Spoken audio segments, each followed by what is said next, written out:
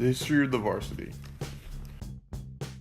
Before the present age of online streaming services, or even the days of VHS and DVD rental stores, foreign cinema and art fan films were largely out of luck. Those wanting to see the latest foreign films usually had to depend on the nearest college foreign film festival to satisfy their unusual movie cravings. During most of the 1980s, however, Baton Rouge was an interesting exception. Just outside the gates of campus, the Varsity Theater fueled the passions of hundreds of local moviegoers for nearly a decade.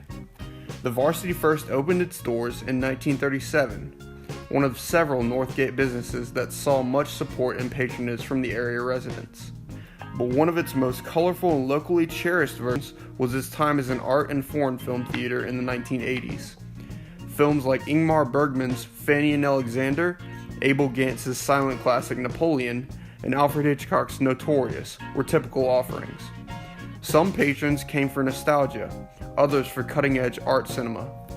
Many other Baton Rouge film buffs also praised the 1980s Varsity. My mom and I saw Gone with the Wind there in the early 80s, Christy Orona said. It's the only time I've ever seen it on the big screen. Guests went to the Varsity for other purposes as well. But like the movies it screened, the Varsity of the 1980s eventually came to an end. The advent of VHS tape rentals drove many Varsity moviegoers from the theater to the comfort of their living room couch.